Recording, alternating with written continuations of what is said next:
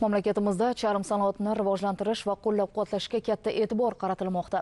2024-yilning may oyida Prezident rahbarligida o'tkazilgan yig'ilishda charm sanoat uyushmasi faoliyatini takomillashtirish zarurligi ta'kidlanib, Xalq banki charm sohasidagi loyihalarni moliyalashtirishga mas'ul etib belgilangan.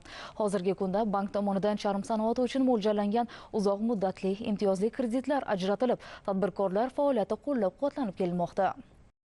Umuman olganda har qanday biznes moliyaviy qo'llab-quvvatlansagina bozorda o'z o'rnini topa oladi. Buning natijasida yangi ish joylari yaratiladi, mahsulotlar sifati yaxshilanadi va eng muhimi, eksport qilish imkoniyati yaratiladi. Ma'lumki, charm sanoati boshqa sohalardan anchagina farq qiladi, chunki undan mahsulot tayyorlashning o'zi murakkab jarayon. Shu sababli ham charmatorlik, mo'yna va qorako'l sohasidagi loyihalarni moliyalashtirishga ko'maklashish uchun bejiz Xalq banki tanlanmadi. Chunki banklar orasida o'z mavqei va o'rniga ega ushbu moliya muassasasida katta tajriba bor. Tahlillarga e'tibor qarasak, 2024-yil davomida charm sanoat sohasidagi loyihalarni moliyalashtirish maqsadida Tiklanish va taraqqiyot jamg'armasidan 17,2 million AQSh dollari hamda Xalqaro tiklanish va taraqqiyot bankidan 40 million dollar, jami 57,2 million dollar xorijiy kredit liniyalari jalb qilindi. Charm sanoat sohasidagi korxonalarga 122 milliard so'm kredit mablag'lari ajratildi. Biz ayni paytda Toshkent viloyatining Yuqori Chirchiq tumanida joylashgan Qunduz A korxonasidamiz. Korxona yiliga 150 ming AQSh dollarlik mahsulot tayyorlaydi. Aniqrog'i, harbiylar uchun mo'ynadan bosh kiyim va maxsus liboslar tikiladi.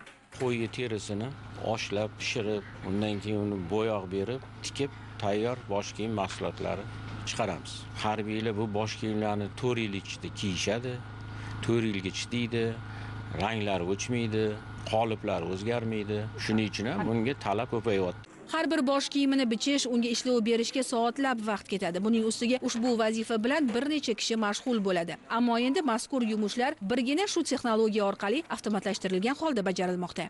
Qunduz xususiy korxonasiga tabiiy mo'ynali terini qayta ishlash faoliyatini kengaytirish maqsadida bankimiz tomonidan Tiklanish va taraqqiyot jamg'armasi mablag'lari hisobidan 180 ming AQSh dollari kredit ajratildi.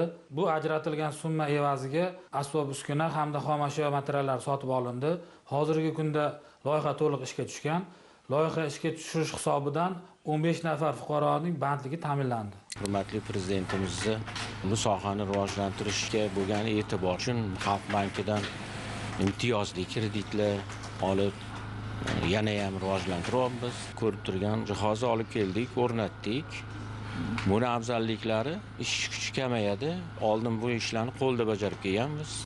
Yana bir ma'lumot, korxona Ozarbayjon va Rossiyadan ham katta buyurtma oldi. Endilikda ushbu texnologiya orqali tabiiy mo'ynadan tayyorlangan kiyimlar ishlab chiqarish hajmi ortadi. Xomashyo ham tejaladi. Xalq bankining 2025-yil uchun hali rejalari ko'p. Gap shundaki, bank tomonidan charm sanoat sohasidagi loyihalarni moliyalashtirish maqsadida qiymati 750 milliard so'm bo'lgan 183 ta investitsiya loyihalari uchun 387 milliard so'm kredit ajratiladi. Natijada 5000 ga yaqin yangi ish o'rinlari yaratiladi. Ishlab chiqarilgan mahsulotlarni eksportga yo'naltirishni 250 million dollarga yetkazish rejalashtirilgan. Demak, Xalq banki milliy mahsulotlarimiz ichki va tashqi bozorda o'z o'rnini topishi uchun barcha imkoniyatlarni ishga soladi va tadbirkorlar yonida bo'ladi.